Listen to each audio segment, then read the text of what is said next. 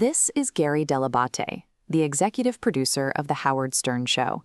For decades, his nickname, Baba Booey, has echoed across golf courses, live news broadcasts, and internet forums as one of modern media's most persistent audio memes.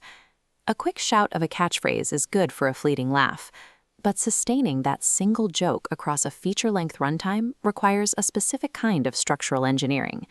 That brings us to Baba Booey in the Mirror of Time. The premise is straightforward but unsettling. Our protagonist wakes up to find that every person he meets, from his family to strangers on the street, looks, sounds, and behaves exactly like Gary Dell'Abate. This is a headshot of Paul Rudd. The creators pitched casting a relatable, grounded actor like him to serve as the audience's anchor, providing a normal perspective inside an unhinged reality. Or consider Jason Bateman, seen here. He offers that same essential everyman archetype. You meet a performer who can react with genuine, deadpan confusion to the escalating chaos around them.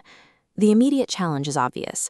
A radio joke repeated for 90 minutes risks exhausting the audience. The script must take that one-note gag and build a mechanical framework that can support an emotional sci-fi arc. This pitch operates as a Trojan horse. It leads with a recognizable meme to establish a foundation for the structured narrative framework that unfolds in the later acts. The narrative solves the exhaustion problem by rapidly shifting the context. The protagonist is sucked into a time travel portal, landing in a Roman Colosseum, and later onto futuristic spaceships, giving the visual gag new environments to play in. Pulling off that volume of identical faces requires a specific production pipeline.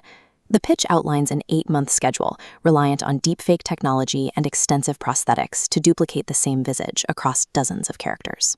To keep the performances distinct beneath the makeup and digital effects, the plan relies on rotating different types of comedians. Picture Will Ferrell, shown here, bringing his specific brand of erratic energy to a historical Baba Booey variant. Then you bring in Seth Rogen, pictured in this image, to tackle another era. Embedding these distinct comedic voices inside the identical visual shell keeps the character dynamics unpredictable from scene to scene. The escalation peaks on a distant alien planet powered by laughter.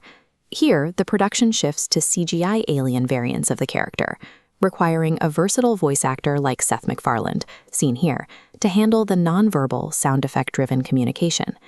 Relentless narrative escalation and A-list variety are mechanical necessities. They are designed to sustain the joke's momentum and justify the feature-length runtime. Even with a tight script, traditional Hollywood gatekeepers rarely fund high-concept, absurd sci-fi comedies without a proven safety net. The pitch bypasses the traditional studio system by focusing on direct crowdfunding, tapping straight into the established Howard Stern fan base. To offset the remaining risk, the creators layer in secondary revenue streams. They court nostalgia-focused pop culture investors, alongside plans for apparel and digital NFTs. This leads directly into a distribution plan targeted for summer 2025, splitting the release between cult cinema theatrical runs and global streaming platforms.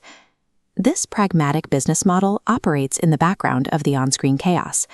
The strategy focuses on monetizing pre-existing fandoms to provide the project with a stable financial foundation. After pushing the multiverse premise to its limit, the narrative pulls the ripcord. The protagonist wakes up in his own bed, realizing the entire journey was a dream, resetting the stakes of the story. This image shows a classic suburban home. Here, the climax actually takes place, trading expansive sci-fi environments for the quiet reality of 1988. The camera holds on analog details, like this vintage wood-paneled radio. The fast-paced deepfake world dissolves into the slow, physical comfort of his actual life. The sudden silence reframes the earlier absurdity. The infinite variations of that single face acted as a cinematic metaphor for the loss of human individuality. A world where every single person is an identical comedic caricature sounds fun in theory. In practice, it leaves the protagonist isolated, desperately craving a unique human connection. When a warm 1980s pop ballad fades in, the tension breaks. The music washes away the manic comedy, bringing a sense of emotional relief. Successful surreal projects use the absurdity of pop culture as a vessel for sincere questions. By centering the finale on identity, the film transforms a decade-old joke into a study of what we lose when we stop valuing the individual.